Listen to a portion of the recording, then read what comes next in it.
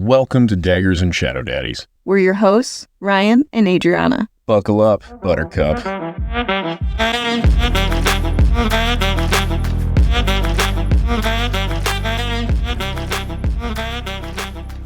My first note is Ryan was right. Rhys did not sleep with that woman. Yeah, he's the Bill Clinton of this story. He did not have sexual relations with that woman. And we haven't found a dress. We've found nothing that would lead us to believe that he did. How do I say the guy's name? Because I took notes. My notes go from chapter 24 all the way to chapter 34 is the very next one. Tarquin, is that the name you're thinking of? It must be, but I spelled it Tarquin, Tarquin. You have many spellings. You also have a Tarquin. That was close. Man, yeah.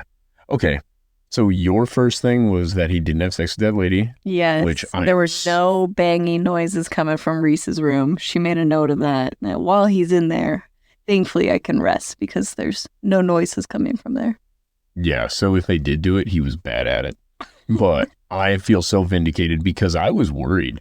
I really was on the whole Rhys defense mode in the last episode, and if this would have bit me in the ass, it would have been rough.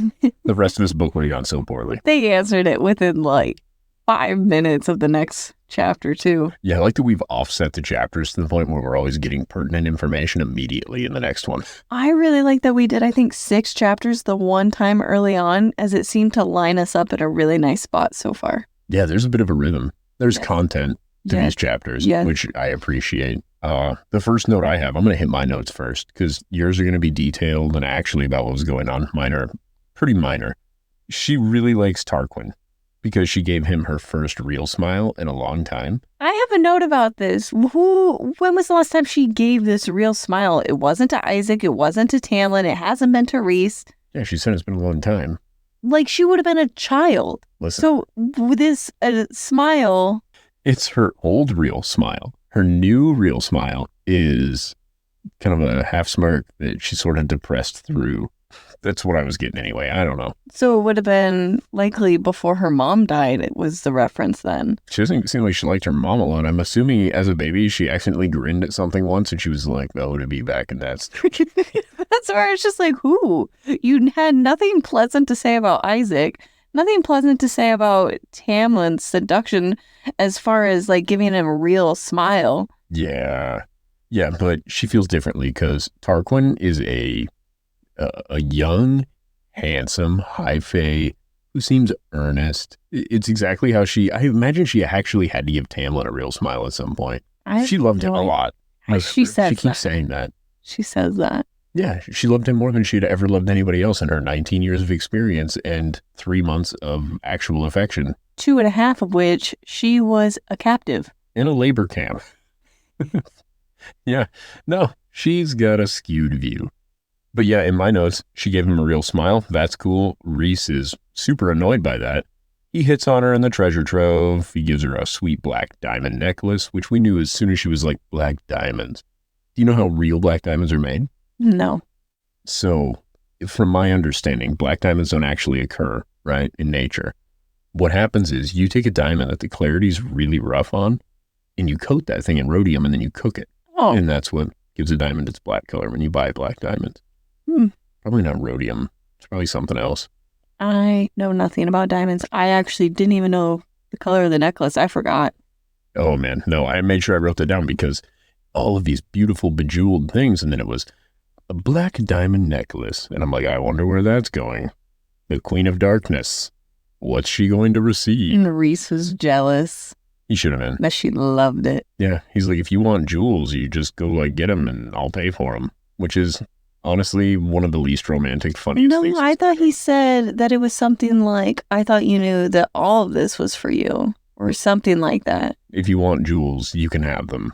Basically, is how I remember him saying it. But yeah, and also he seems like a good dude. And the saddest thing is he actually respects Rhys for the mercy that he showed them under the mountain. Did respect Rhys. In chapter 34, he respects Rhys. And then, later on that changes a little bit. But I think overall he was incredibly perceptive. He agreed to keep her presence there a secret. He's like, nobody's going to tell Tamlin where you are. unless asked. Yeah, I guess I thought he said, I'll keep your secret to her when they were in the treasure thing. He said unless directly asked. Well, that's not super helpful. Yeah. I guess I took that as a much bigger thing.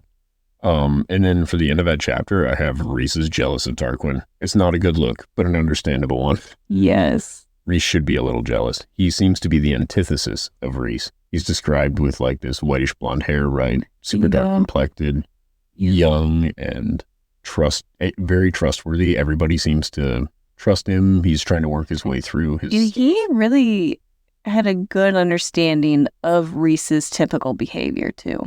No, I would agree. In that Wait, I think we're getting ahead of ourselves. Yeah, I blitzed through my notes for 34. Let's go through your notes now. I got out what I wanted to say. I have that she's starting to miss Velaris. She was looking around somewhere and was reminiscing and missing it. And it really stood out to me because she pointed out that Velaris is not her home. So to be in the summer court and to miss it and want to be back, I think that's starting to show that it's becoming her home. Oh, Velaris is Las Vegas. Yes. Yeah, okay. Yes. Sorry. City of Lights. Yeah, it took me a minute. Paris. And she could manipulate water. We learned that. Yeah. Yeah, she does water tricks. Mm-hmm. Yep.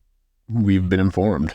But there's really no details. Like the shapes that she can get with them, they're not very detailed, is what I got from it.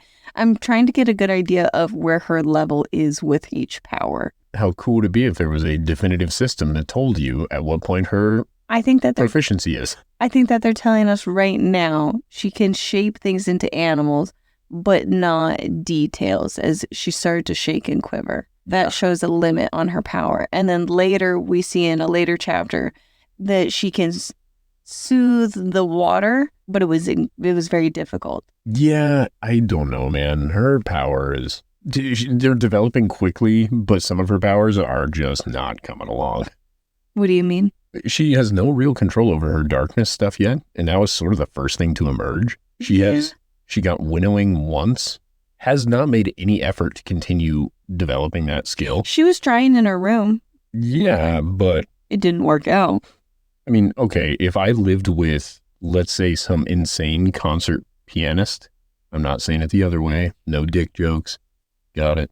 If I lived with one of those and I was like, well, I learned to play, chopsticks on the piano, and they're like, yeah, would you like to learn more? And I keep fucking up chopsticks afterwards. I think instead of hanging up my room, I'm going to talk to the concert pianist and be like, hey, God damn it, I did it. Pianist. I'm confused. Where are we going with it? I got lost. Rhys is a master of the dark arts, and she could just say, hey, help me continue developing my skill. And instead, she's like, I'll just keep self-studying. That's done so much for me. Yeah, she kind of pushes back on him teaching her. I suppose what I'm saying is, if I lived with somebody who was the best at something, and I was trying to learn how to do it, and I kind of did it half-assed once, and I just couldn't continue doing it, holding up in my room and thinking self-study was going to be my best approach, so foolish. I think that we've seen through her actions from the first book and now the second book, she is not very self-motivated for self-improvement. She's not result-motivated. Yeah. She seems to be so arrogant in the sense of, I can do this on my own. And we're like, we haven't seen you do that on your own. You need to start asking for help, please. But yeah, so I was just trying to gauge where she was at with her skill, with the water power. It's heightened in Summer Court. I wonder if it's also heightened near Tarquin. She gains an increase in her skills with her mind slipping during this adventure, and her shadow, whatever, from Rhys when he was on the bed near the end of these chapters. Oh, I thought we were going to talk about the shape-shifting. No. Oh, yeah, that was a bigger one. Yeah, that's it. Kind of came out of nowhere. Yeah. Well, back in chapter 4, overall, she's manipulating the water, and she comes out. She doesn't look at Rhys, shuts him out, does a good job. That's when she has her real smile. She's so bold to ask where the treasures are. I found that really risky. It seemed like it ended up working out, but I think that kind of fell into, I think you've described it as plot armor.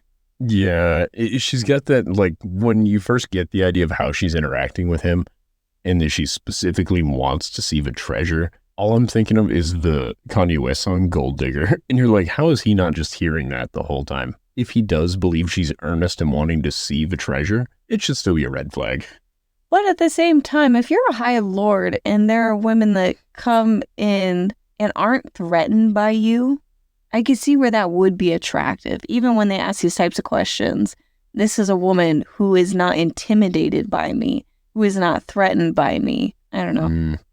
Okay, I see that. But then I also see Amren. Nobody's finding Amren attractive, and she is the least threatened by anybody there. If you're into a strong, confident woman, other than Cassian, nobody else is offering to throw Amren a bone. But Amren's also not flirting. Isn't she? I kind of like what she's doing.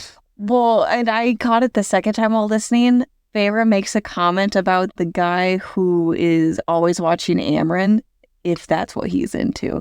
And then she just kind of like has a moment just like, I'm not thinking about that right now. Yeah, she's like, I can't tell if they want to fight or fuck, but maybe both. Maybe that's what he's into. Yeah, porque no los dos. She receives the necklace, right? Yeah. Brags about it, all these things. Tarquin warns that Rhysand has plans without telling someone. This is his behavior. This is what Rhys is known for. And we see it even at the end of these few chapters that he didn't tell anyone about the book and how it relates to Amren. But do you think that this is an even bigger foreshadowing of there's even more to this plan that we still don't know about? Yeah, I think in general, the way Rhys is written is that there's a master plan and there are subsidiary plans that kind of work their way through it. I don't know about the need for it. For me, I don't think it's adding anything to Rhys's character for me, where it's like, don't worry, he has this overarching plan, but he doesn't have any of the details leading up to it. It's like the idea of, I want to be a millionaire. And somebody's like, how do you want to get there? He's like, well, listen, let's get a job and then we'll figure out the next step. Oh, I took it as, if I tell you, then I can't become a millionaire. You don't know that. No, I know. That's how I took his type of behavior, though, is he is constantly trying to protect all of it in order to reach whatever his goal is. Yeah, but again, he doesn't have the information leading to those goals. There aren't any minor goals. It's one major goal that the whole time he's having all these little missions to pick up all the pieces to have this larger goal. Oh, I guess I was under the impression that he knows more than what he's letting on. I think he does, but every time he's like, I didn't tell you because if it wasn't this way, then I would have to live with those consequences. It's like, so what was the alternative plan? We never get a plan B. It's always plan A happened to work out this way. You should have told somebody. Well, I didn't want to disappoint him, but plan A didn't work. If plan A has constantly worked, why are you assuming that it's not the way you think it is? You know what I mean? If everything goes your way, just assume it always does. Like in this particular mission, she knows the end game of this mission is to get this part of the book, right? Book one, so to speak. Yep. He the whole time is like, you might have to seduce him. He waits to bring any of us up until it's time to do it. Like, I think it's so crazy because he is portrayed to be this insane tactician. And then you're like, you can't just constantly feed people tiny details the minute of necessity and then be like, well, it all worked out because my plans are awesome. I don't think he is being portrayed as this great tactician. Oh, okay. Because of all of these scenarios that we run into that you're just, why you feel he's not a great tactician. And also at the end of this, he forgot to mind wipe the guards. Yeah, he got in a hurry. He's sloppy. Yeah, but I think that's another example of showing his flaws as a character and that he isn't being represented as a perfect tactician. Okay, I think that's a really good point. I suppose I'm looking at it more from the aspect of Tarquin's perspective, is that Rhys has these crazy plans that involve many more steps than anybody knows. So everybody thinks they're informed because they're getting this chunk of information, but the plan is so much bigger. Yeah. That's what I mean by the advanced tactics thing. Like, it's not a 5-step plan. It's a 75-step plan that 3 people get to know 4 steps of. I don't know. And it's not, I'm enjoying it 100%, but it is an Ocean's 11 movie. Yes. Or an Ocean's movie. I guess they weren't all 11. I don't remember the numbers. But there were several people, I believe 11 in that movie were involved. Regardless, you get so much information, even like as the audience, we get all this information. But don't worry, it turns out George Clooney, Rhysand, has this overarching thing that you would have no idea of. Mhm. You're not given any of that until after it happens. Yeah, no, I agree. That's it. Yeah. Yeah. After that part, she has gained a lot of confidence that we see in how she's feeling about herself, her attractiveness. And this is also when she talks to Rhysand about his night with Cressida. And I have this quote from him. Do you think I enjoy flirting with a lonely woman? Who have you been flirting with the whole time? A lonely woman. Like, I think that was Do you think I like this? Yeah, I do it because I must. I'll hoe myself out. Well, okay, you bring up that she's feeling more confident. Yeah. She has been feeling more confident. I don't see this confidence as a new thing. She's been feeling herself for the last 10 chapters. Oh, since she essentially became a fae? Yeah, and then it keeps expanding, but it's sort of like when she notices that his muscles are bigger or more defined than they were before. She feels the same way about herself. She's like, oh, my hips, even better than they were yesterday. My curvaceous bod. Like, I don't know. The way she describes herself, sometimes you're like, okay. Well, I think that's just where her and Rhys are pretty similar. Yeah, vanity is a huge aspect of the character, which I don't think is all bad. I think it's entertaining. I think her describing Rhysand is more entertaining than her describing herself. Yeah. For me. Yeah. Which is odd because I'm just like, okay, at least with the Rhysand thing, you're like, oh, she's just out of her fucking mind. She's fun. Whatever. And then she's describing herself and you're like, oh no, she's really sick. She needs to talk to somebody. She's like, I look better today than yesterday. I'm going to look better tomorrow than today. I can seduce anybody. Like, she's like, don't worry. If I have to pretend like I'm going to blow this guy, he'll give me the kingdom. But it is working out that way for her. Again, yeah. Why? I don't know what it is. She's not wrong. Yeah, well, and even Rhysand brings it up at some point. He's like, wow, somebody's really... feeling herself. Yeah, somebody's really getting into it here. And she's like, yeah, well, I can do whatever I want because I'm a sexy lady. And nobody else is like, listen, if all we needed was somebody to seduce people, more is our person. Yeah. So while Feyre's still looking good, you're not exactly varsity, okay? You're killing the JV squad. After Rhys makes the comment of, do you think I like flirting with lonely women? They have their discussion. He's talking about what really happened, all these things. And Feyre, rather than feeling kind of sympathetic or acknowledging maybe her feelings for Rhys a little bit, she seems to kind of just rub it in a little more that Tarquin fancies her and likes her. Just kind of like rubs it in. And then Rhys is jealous that he's not considered easy to love. And it kind of ends on that note. And Feyre doesn't really seem to care near as much as Rhys is hurt. Yeah, she's not interested at all in pacifying him in that moment. And weirdly, I liked that a lot. Like, I also don't completely understand it, but I enjoyed that a lot. Her reaction to it. Like, it wasn't over the top. It was like, let you speak your piece. Yes, that would hurt. But I do feel this way about Tarquin. Well, and so far as a character, she hasn't been written to be somebody that would be pacifying. Yeah, like, that's true. I think it's really well done with her personality. She is very self-involved. Right now, herself is being really enjoyed by another High Lord. The third one. The third one. Yeah, at some point, her name... And she's only met 3. Yeah, she's going to be the Black Widow of this whole universe. Right? She's going to fuck them all. And they're all going to be like, wow, we like that, I don't know, half-breed poo-tang. I don't know, man. Listen, I don't make the rules. I didn't write the book. Or they're all so ego-driven. Maybe that's not the word I'm thinking of, but self-absorbed, that what they're attracted to in her is actually just themselves.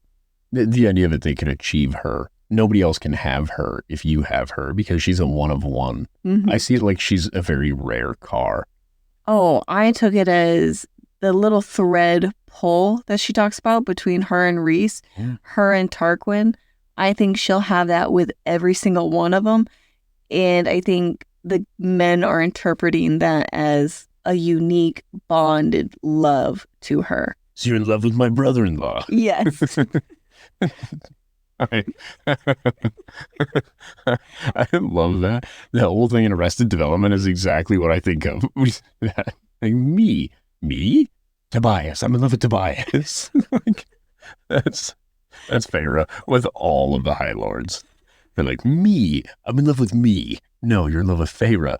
Feyre. That yeah, just kills me. But yeah, it just seems like there's some signs of, she points out, does he think that he is attracted to me, or maybe he's just sensing a bond between us, which is her having a piece of his power. Yeah, and I think that's a really cool angle to introduce this to. So it's not just the fact that she's got that whole half-breed. Yeah, I don't think that it's because she's so unique that they find her attractive. I guess my take on it is they're so obsessed with themselves that they sense a piece of themselves within her, and they think that it's her, but it's really them that they like. Yeah, I think that's a more nuanced take. I think I got mine from the princess, where she was just like, oh, they're obsessed with you because you're different. She is not intimidated by them. Like, she is not starstruck with meeting the High Lords, as I'm sure that they are used to with young, beautiful women or whatever. No, I would agree. I think you're 100% right. And I think your theory on why they find her interesting is far more concrete. I hope. That's my guess. In 35, she walked into the city and reflected more on what she did for the people and searching for the book.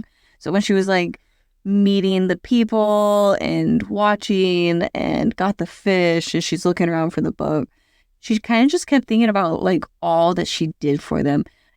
The first time listening, I didn't think anything of it. It seemed like she's just reflecting on it. The second time, it seemed a little godlike. A little masturbatory. Yeah, it was kind of, look what I did for you. And I could have misinterpreted. It just seems like she thinks about this often, of what she did for everyone.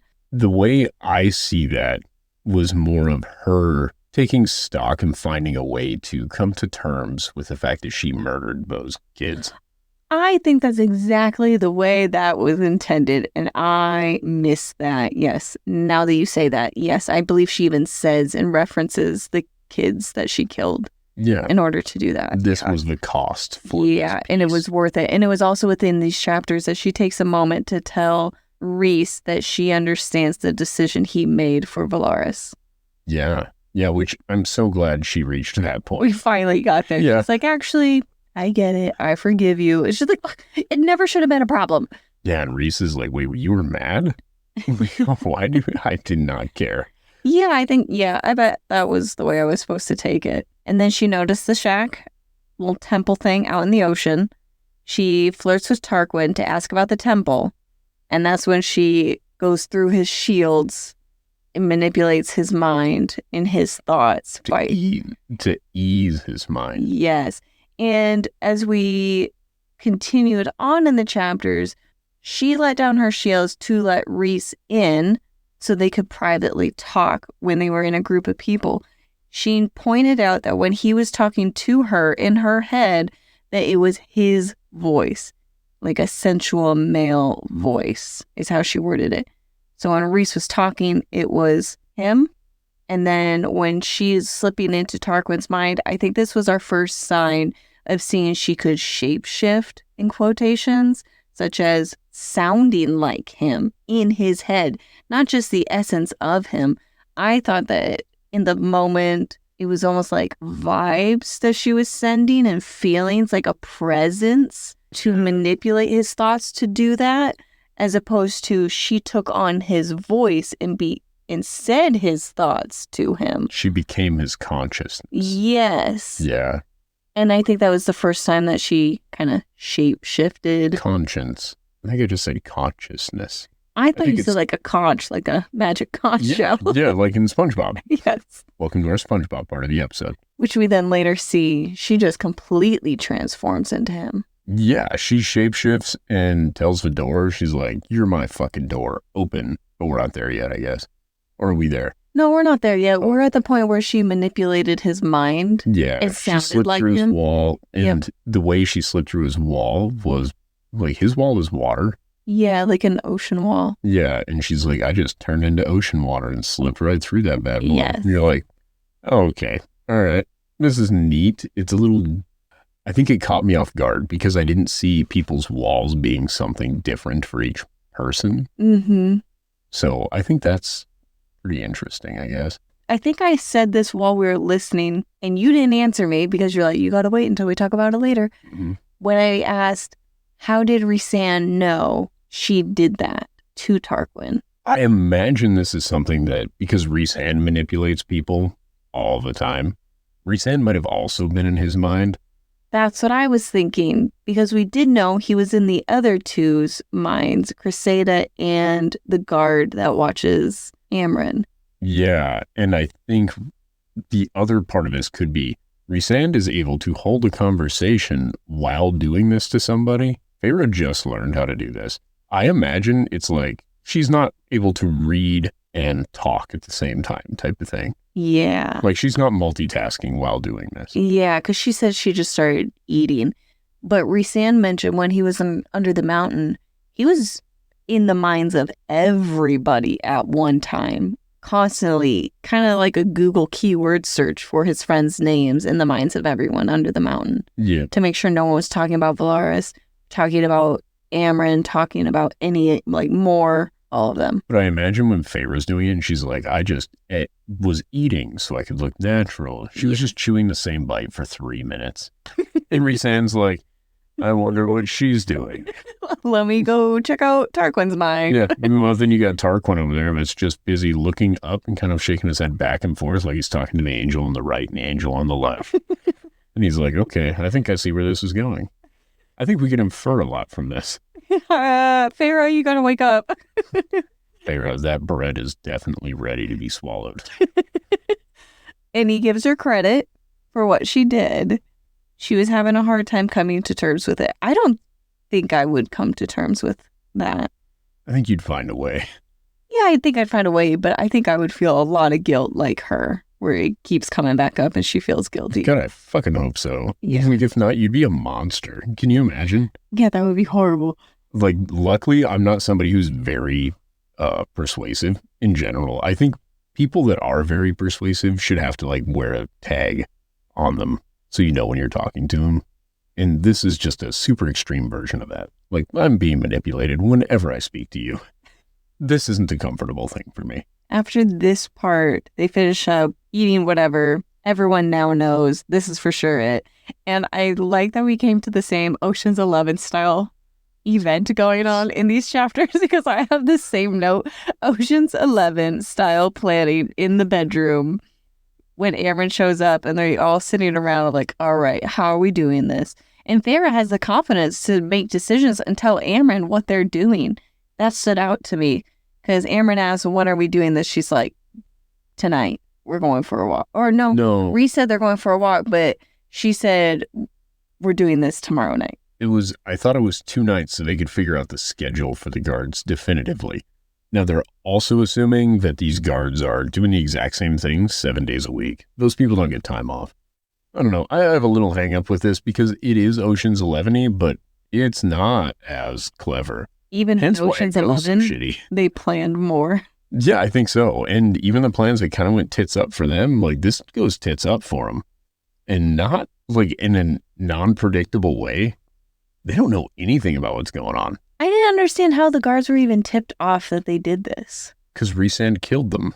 No, I mean, there are no wards. There was no sense of anything. Amren's incredibly powerful. She didn't sense anything when they go in. And how did the guards know that they were in there? It's just guarded all the time. And then the guards you send to watch this thing all of a sudden are turned into vapor. You're like, wait a minute. Who would do such a thing? You're like, well, these guards were pretty powerful Fae. Who could have vaporized them? No, Rhys said they sounded all the alarms. You guys sounded all the alarms, so I had a lot of guards to knock out, and he knocked them out. Perhaps the book did it, because it was when they grabbed the book and the book's like fire. And closed the door. Yeah, and if we're ready to talk about that book, I'm ready to discuss that book. We don't get there yet until chapter 36. So in chapter 36, she visits the mainland with Tarquin. I'm just listening to this intro of this chapter thinking, I am not cut out for summer court. The sun, the heat. She's talking about like, I would need an umbrella the entire time. I could not live there. How long has it been since you've been to an ocean? Years. Yeah, lots of them. Like before you and I were together, right? Yeah. Yeah. I don't like the ocean. I was just going to say, I don't think you've ever wanted to go to the ocean. Just in the sun? No. I'm more of in a forest, surrounded by trees, for shade. Yeah, in a nice path. Like, we're going to go to the redwood forest long before we go to the ocean. Yes. Yeah. All right. I'm just making sure, because I was thinking about this too, listening to it, and I'm like, I imagine Adri with her little umbrella. Yes. And, is everybody wearing enough sunscreen? I'm backing around water for you. And I'm like, man, Tarquin's doing this wrong. Like, you live in this place all the time. He is dark complected and used to be sun's rays. Then we got Pharaoh, who's lived in the night court for months. And before that, she was living in the human lands. And in the spring court, she was inside the house the entire time.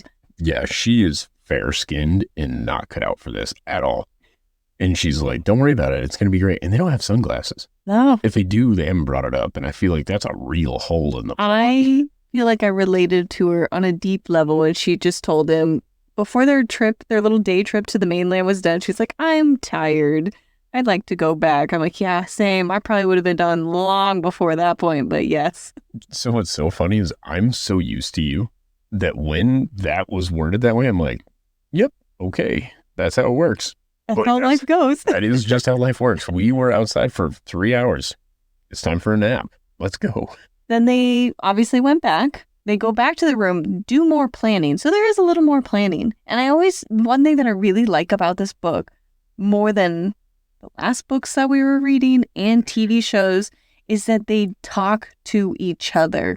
You know how much the group knows because they acknowledge it. Amryn only knows so much. And when she doesn't know something, she's asking. And then later, Moore doesn't know what happened, everything in the summer court. And she asked like 3 times. And they even made a special point to tell us when she did learn all of it. I really like that. So they go back to the room, continue planning, all that. Yeah, I also really like that because we only know what Feyre knows. And the fact that the other characters, we are informed as to what they know, not just the fact that they're taking time to communicate it all to us as readers. You know what I mean? Yeah. I like that there are details that are reiterated and expanded upon when they're talking to somebody else. Because when it's the group conversation, we get Rhysand's perspective on that thing that we just heard from Feyre. And I really like that. Oh, and she had Illyrian fighting gear on the bed. And I wanted to Google this to see what it looked like because I can't imagine that it's actual fighting gear. Well, you need to go to incognito mode. This is also fan art, so there is a heavy bias on this. It's not author-driven artwork of what it looks like. I hope that there are a lot of lesbian fans in this book, of this book. Oh, to do the fan art? Yeah, well, you would think because I have had to see so much Illyrian fighting armor of men. Because also it's been, even when you do it for women, look at this. We're still getting Rhysand up in here. Oh, this is... It's not too bad. As far as I thought it would be more scandalous and barely... No, that's the male. The male fighting armor is the scandalous stuff. The female fighting armor is really covering up all the stuff. This is a good one. Someone made a sticker and they actually gave armor to it. The other ones that we saw didn't actually have armor with it. Yeah. It is so cool seeing so many people do cosplay of these types of things. I think it's an awesome thing to appreciate and something I have no desire to do. I think it's super cool, though, to see all of the time and energy and artistic talent poured into it. There is a big difference in the Google search of Illyrian Fighting Leathers and Illyrian Fighting Leathers fan art, trying to see what Feyre looks like. And they are here, but when we were searching Illyrian Fighting Leathers men, there were... It was far more scandalous. That and more options, more detailed. I would argue because most of the fans of this book are more interested in the men. But you kind of get that from the descriptions in the book, too. Like, you're hearing it from Feyre. You hear more descriptions about what she's seen than what she says about herself. Yeah, and if there's a moment where Feyre's describing herself, it's always her hips and then her breast. And the way she says breast gets under my skin. So I'm like, why are we doing it this way? I mean, granted, it would also throw me off if she was like, my tits. That would also be weird. I see what you're saying. I see that it is happening often, but not in a way that isn't helpful. Because she has been throwing up and sick and starving and all these things, her body does change a lot. And I think checking in with where she's at and seeing where she's at health-wise is good. Like when she was getting dressed up to go see Tarquin, that was one of the times that she's talking about she has hips and a figure and noticing this. And I don't think she acknowledged her being no longer gaunt or whatever. But I think it was good to hear she is doing better. Her nightmares are lessening. Her throwing up in the middle of the night is lessening, and she's putting weight back on. Yeah, I think you're right. I guess it's just the way that she says breasts. It takes me immediately out of the story every time. And it's not that she could do something different. I think it's just because at this point, I don't want to hear about Feyre's tits. That Feyre says it or how the narrator says it? Well, I guess it's how the narrator says it, but I'm assuming it's how it's written as to why she says it so consistently in the rank of verbiage the way she does. Like the emphasis that's put on breasts. Then I bet it's just the narrator then. I thought you were sharing. Like she's taking a breath beforehand because she's like, my hips that now flow in my curvaceous bod, blah, blah, blah. And then she's like, to my peaked breasts. Like, I'm like, okay, hold on. Why are we making a special moment for that? Like, and it's not that I dislike it in general. I think I just dislike it specifically. Yeah, it pulls you out of the moment, especially in a time when she's getting ready to go seduce. You're like, our tits again? Well, and this is the thing. Like, I would not mind this, I think, if I was here for the parts of the book that you enjoy. If that makes sense. The reasoning that I like it versus you. Yeah, every time I hear them describe these people in this sexual way, it isn't that there's anything wrong with it. It's that I'm looking forward to the part of the book where anything matters. And this is where and chapter 30 don't matter. Chapter 36 and 37 was really, really good. My favorite so far. Yes. The narrator, I don't remember her name, did an amazing job. Yes. And the writing for it was perfect. Yes. This is, just 36, 37. Incredible. Rhysand flies Amren and Feyre to the temple. And when these things happen, I think that it's a known, slightly awkward situation. So it's about a 1 to 2 sentence statement. I think max 2 sentences. And that is one of the moments that pulls me out of it. Because then I'm trying to think of the logistics of him holding both women and flying. It's just, it's comedic to me. I could hold 2 women if I could fly. If I could fly. But how do you grab them? Like, I'm picturing little corgis in their little, vest suits, and they got, like, the Illyrian fighting gears. It just has little handles on the backs of them so he can fly them around. Oh, no. I instead have them draped across me, and I just, wrap your legs around my waist, both of you. Okay, this is going to be a spicy podcast. Listen, in my mind, that's the spiciest part of the book. 2 women on me flying. Yeah, and I'm just, I got my arms around them, squeezing them a little bit. Like, not a lot, but just enough so that they're safe, but I'm having fun. We're both there for something. And I feel like you would be way more into Amren than Feyre. I 100% am. An angry, short woman versus a tall, beautiful, my understanding, Feyre's more beautiful than Amren. Amren is gorgeous, but not as pretty. Amren has been described as nearly plain. 2 times in this last 5 chapters, that we just read, she kind of acknowledges that Amren is attractive. She's very pretty. I think she is attracted to Amren because Amren is so powerful. Yeah. I don't think it's an aesthetic thing because when she was first introduced to Amren, she's like, I'm used to these people being unbelievably attractive.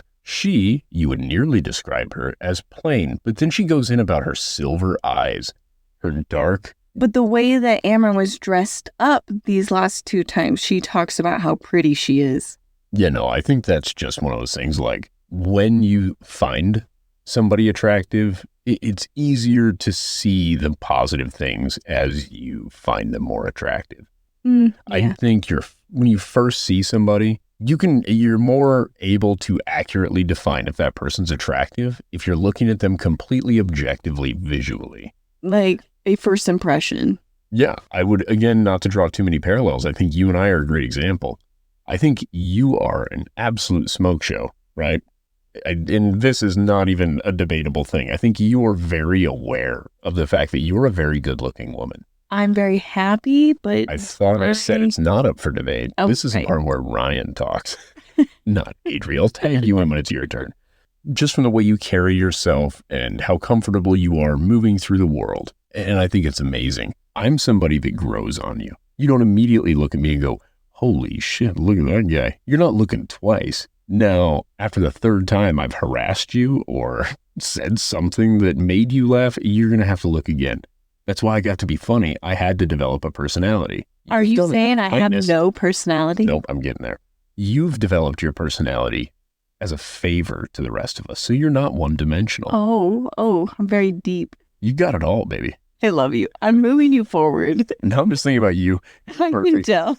But as far as the characters in the book, you brought up one thing. Of the characters, like when you asked him, are you more attracted to Feyre or Amren? Amren would be the one I would be more attracted to within the book, I think primarily because she isn't overly sexualized. She is moving the plot forward. Every time she's around, cool shit's about to happen. Oh, and she does not fuck around. They get saved by the water wraiths, and she gets punched in the gut, gets the water out, and she's already swimming.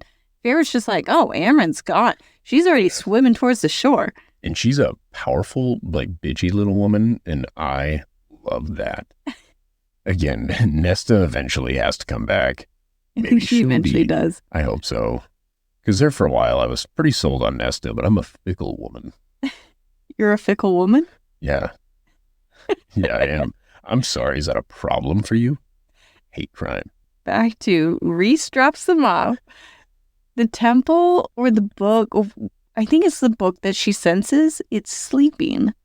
So it's very alive. Yeah, it's an incredibly anthropomorphic book. And there's two parts of it. Was it injured to be separated? Oh, yeah, I didn't consider that. I guess I don't know. Is it two separate beings? Was it one? Now it's two? Is it a single consciousness divided? Yeah. Yeah, I think that could be. That's a possibility. But I do want to talk about the fact that they mud wrestle until they find this door. Yes. Which, again, doesn't seem like this should have been that complicated of a task for them. They're like, mud is our major weakness. I think because it was so deep. Yeah. And mucky that every time you move it, it just slides right back in there. Everybody has snapped their fingers and cleaned people in this. 2 of the 3 people involved in this have managed to snap their fingers and clean people. Yeah, this is one of those times I was expecting a Moses parting of the mud, similar to as they're trying to escape, parting of the waters, that they just could do these things, and no one did. So you saying that they could just snap the mud gone? I'm like, yeah, why couldn't you just snap the mud gone around this little door? Yeah, if Moses can do it with the entire Red Sea, I think Why can't Feyre? The bare minimum, I would think a High Lord could, part a doorway. So that's at least. Amren, incredibly powerful. Yeah, that was my only thing with this, where I was like, wow, guys. And they describe the mud. The author really hates being dirty. I would put money on the fact that this woman is somebody that if she goes out and she's in the mud, she is showering as soon as possible. Between this mud scene, the worm scene, and the disgusting people grease. Everything that has been described as something where you're dirty and kind of gross. It is so repulsive. Yeah, it's so in depth. And credit to the writer. It works. Because I don't mind being dirty. And I 100% was like, I think I need to wash my hands after listening. Yeah, very gross. And we get to hear that she shapeshifted into Tarquin. Yeah.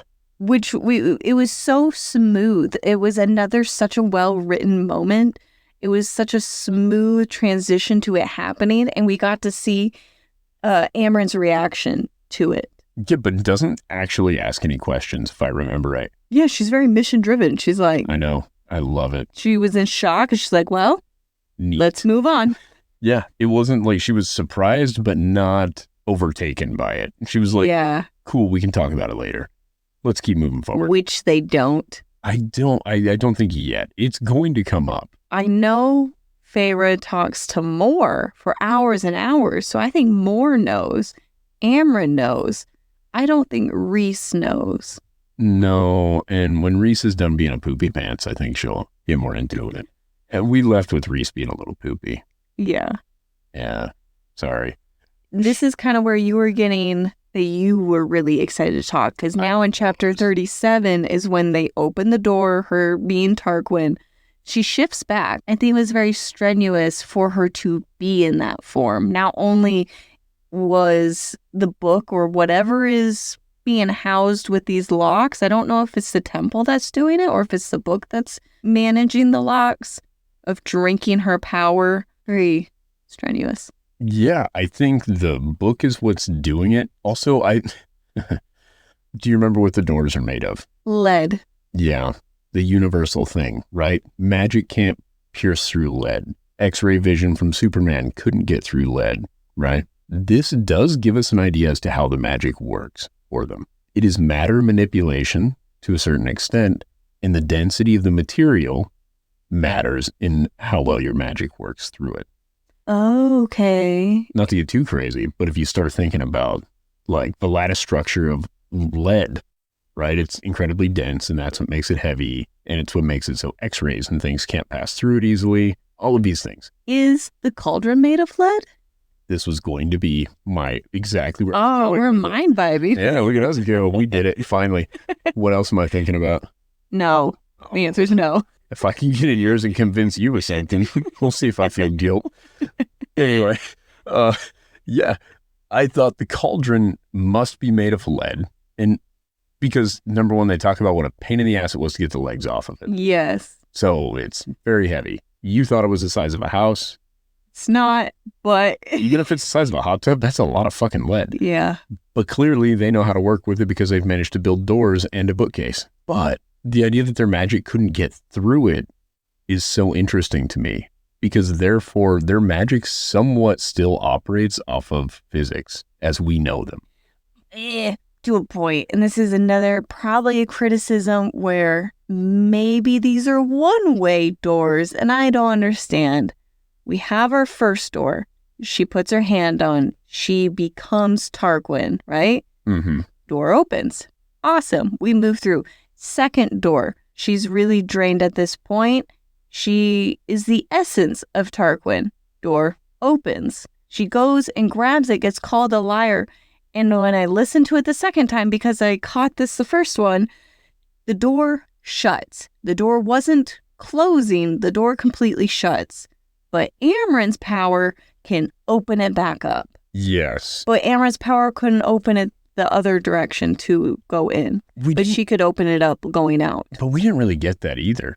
Amren didn't attempt to use her power to open it. Feyre found the door and immediately knew the right idea. But she couldn't open the second door on the way out. Yeah. She was also kind of drowning at that point. I was just going to say, I find it difficult because I'm not sure which way it goes. And also the amount of water manipulation this girl can do. Give yourself a fucking air bubble. I didn't consider that she could do. She's like, I bet these little animals won't work. But yeah, the complexity of an air bubble. Yeah, just sandy cheeks your way through this bad boy. You're going to be okay. Oh, wow. That would have been kind of comical. It's 100% where I thought it was going. And I was picturing just stay in this room, because they describe the room with the book as it's filled with water up to her stomach. So I'm assuming up to Amren's shoulders. And there is this completely isolated, invisible box around this, and that they step through, and that it is a dry floor, right? Mm-hmm. That they just hang out there until the tide goes back out in the next day. I mean, you could have done that, but you're going to run into an oxygen limitation. Not that you would have to do that, but I'm saying if we're like, lead's too dense for magic to go through, you can just give yourself a bubble and then allow yourself the time for Rhysand or somebody. Because after about 20 minutes, Rhysand's going to go, hey, like, I haven't seen those guys in a while. We should check on them. And then he can bust through that door because he could wreck a city. I thought only Feyre could do this. Yeah, but I feel like the whole room's not made of lead, just the door. Also, break a wall out. We're right back to the straw house and throwing bricks at blind people. Yeah, and now that we know what was going on with Rhysand this entire time, the guards were going. But that was just one gripe that I had, was I was confused that Feyre did all of it to go in, but Amren could get back out through one at least. I do like And that the Wraiths could open up the first door. That required Tarquin's power. How did the Wraiths do it? I don't think... Did the race do it? Yeah. So we go through one door, right? She shapeshifted. The second door, she didn't shapeshift, and it opens. It gets closed when she's called a liar. Amren opens that one back up, and then Amren's piggyback riding all the way to the stairs to the cellar door. And the cellar door was open this whole time. The only reason that it was shut, so it was not shut by the book. Oh, the tide. The tide did it. It was still right? unlocked then, right? Oh, all right. That really helps me with that one. And I'm picturing the locks as unlocked, shut, and it was just the weight of everything. Yeah, just a vault door, basically, for a cellar. Yeah, and that the water is... And the instead of calling them water wraiths, can we call them busty barracudas? Because I imagine they're also fine-titted fish, you know, like the other one. We did learn about her sister. Yeah, and they're like... bending over, showing her booty hole to spring court. And you know what? Then Feyre gave her jewels. So I was also thinking about that. Does that make her a sex worker? No. She had to immediately turn around and give the jewels back to Tamlin. First of all, okay, imagine this. I'm going to take you on a little journey. So there I am, down at the club, right? Working it. So I'm flashing some pulls. Some people are throwing some singles. I gathered those bad boys up. Somebody's like, hey, take a crisp hundo. And I'm like, I didn't give you enough of a show for that. And they're like, I already saw your butthole. Take this crisp hundo. And so I do, because they're not wrong. I deserve it. I've taken that crisp hundo. Now I owe that woman's husband $100. Now I go give him the $100. I still did sex work for money that I would have either way had to have paid out. I am moving you forward because where are you at? Do you agree? No, I don't agree. What? Because Feyre did it out of the kindness of her heart because she knew what it was like to be starving. You don't think the woman who gave me $100 for the old beehole? Somebody did this? You said that as if this has happened. No. All I'm saying is I don't owe anybody $100 anymore. I paid my debts. Using my body because I am a fishy sex worker. No, all I'm saying is the fine titty fish ladies, right? The busty barracudas. Yes. Whatever we want to call them. They show up and they save her, right? Yes. Which is awesome. And they're like, our debt is paid. Who did the punch? Oh, they did the punching. That cracked me up. They're just like, and then they're just like, our debt is paid. Yeah, and then if you think about it, technically their debt was already paid because her sister showed the booty hole. That was the whole... There wasn't a debt. No. If anything, Feyre owed her some more jewels because now she got more busty barracuda women. Just come flashing fish titties. Well, we got a little long-winded there. So this is the end of part 1. We'll be posting part 2 in about 10 more seconds. Welcome to part 2. If you click that next button or just keep listening, that was so bad. 1. You're right. We're still on part 1. I've never done this before. Go slow. It was a great time. We had fun. Now get out and go live your life. No, wait. No. Thank you all for listening. We appreciate and love you all. Please follow us here, TikTok or Instagram at Shadow Daddies Podcast. And then go live your life. Bye. Bye. Get out. We're done. This was Daggers and Shadow Daddies. Now it's my time. Toodaloo. It was fun for us. I hope it was fun for you. But that's all we've got. Goodbye. Come back in a few days. We love you.